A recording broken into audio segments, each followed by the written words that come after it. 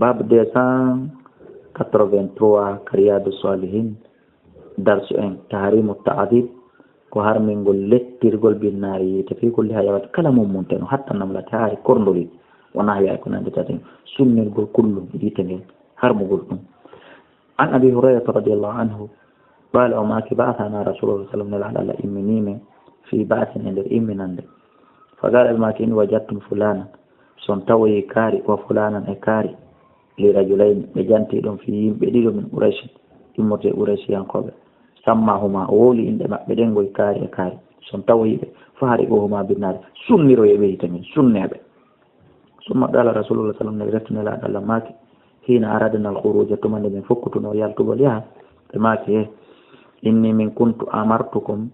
gombi mi latike mi yamiri on an tuhuri go de sunnoyton fulana no fulana kare kare ne kono be firti akkedo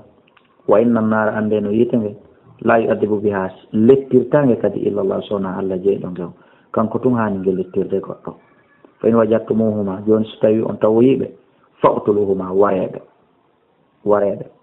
hirseɓe ma tufomɓe ma fellomɓe ma fampoɗonɓe daga warebe kono ton sunnuɓe mi firti ɗum ton hoore ko monaniɗa goɗɗo ko monaniɗa goɗɗo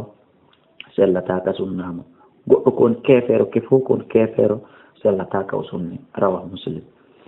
wani ibn mas'ud radiyallahu anhu qala kunna min latki ma rasulillah wondude nelaɗo Allah sallallahu alaihi wasallam qala fi safarin voyage fantalaqa o yehi li hajatihi fi huntugol haaji makko fara'ayna min hummaratan o wi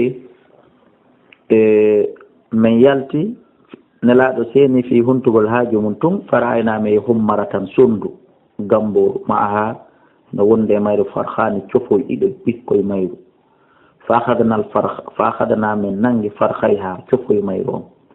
fa jaatil hummaratu hande kadi gamboru ndun ari ta'risu hindu weela hindu siika hindu fitifitinno hindu ɗaɓɓita cofoye mayru on fa jaa annabiyu sallallahu alaihi wasallam nelaɗo Allah on ari hewti tawri men e on alhaali fa qala ɓe maki man faja hadihi kombo ɗenƴini ndu sondu kombo maƴƴini ndu ɓi wala di sabu jaɓugol ɓiɓɓe mayru on ɓe wi ko men elaɗo maki ruddu waladaha ilayha jonnitedu ɓiɓɓe mayru on sellataka letti on ndu jaɓugol ɓiɓɓe mayru on jongo mayru ko wana noon kadi wara ɓariyata namlin ɓe yi aynde korndolli ka aynde ka ñuuƴi woni moƴƴa korndolli ka woni kada harraqnaha tawi min sunni nden aynde fagal nelaɗo make man harraqa hada kombo sunni nde aynde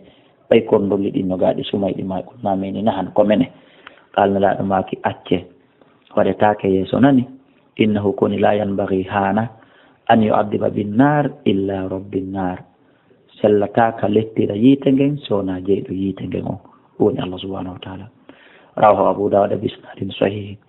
lawluhu gariyata namlin saare korndolli manahu mawdi on namli ko nokkure nde korndolli woni e muɗum ma namli wondude e korndolli ko nokkure korndolli wondude e korndolli ko ɗum woni saare korndolli legoy nawa saare korndolli ɗi no darni ɗon waɗi cuuɗi waɗi taravoje e yahe are ko nanta tawi ɗum na ɗum woni ko fanda wallahu a'lam wa a'lam